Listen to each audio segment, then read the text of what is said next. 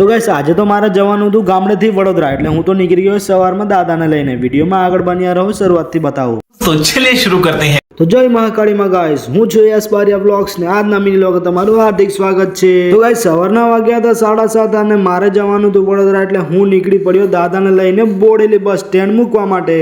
તો ગાઈસ અમારા બોડેલીથી પણ ટ્રેન જાય છે વડોદરા, એ ખાલી પ્રતાપનગર સુધી જ જાય છે, એટલે તો મારે બસમાં સારું પડે એટલે હું બસમાં નીકળી જાઉં છું. તો ગાઈસ બોડેલી ડેપોમાં થોડી ઘણી વેટ કર્યા પછી અમને મળી ગઈ વડોદરા જવા માટેની બસ. પછી તો ગાઈસ મેં બસમાં 1.5 કલાકનો સફર પૂરો કરીને પહોંચી જ ગયો વડોદરા કીર્તિસ્તંભ. તો ગાઈસ આ એ જ ફેમસ બિલ્ડિંગ છે જે અમારા કોલેજની સામે આવેલી છે.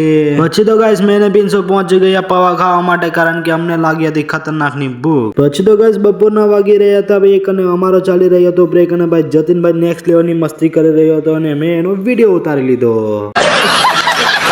પછી વાગી ગયા સાંજના 4 અને અમે અમારું કોલેજનું કામ પતાવીને નીકળી ગયા 4 વાગ્યાની બસમાં ઘરે જવા માટે. પછી તો ગાઈસ રેલવે સ્ટેશન પર પહોંચીને જોયું કે ટિકિટ વગરના લોકોની ટીટી વાટ લગાડી રહ્યો હતો. પછી તો ગાઈસ મારા ઘરે ભોપો આવેલો હતો, આજે એની બર્થડે હતી એટલે ચોકલેટ આપવા માટે, અને ભાઈ એને હેપી બર્થડે વિશ કરી દેજો બધા.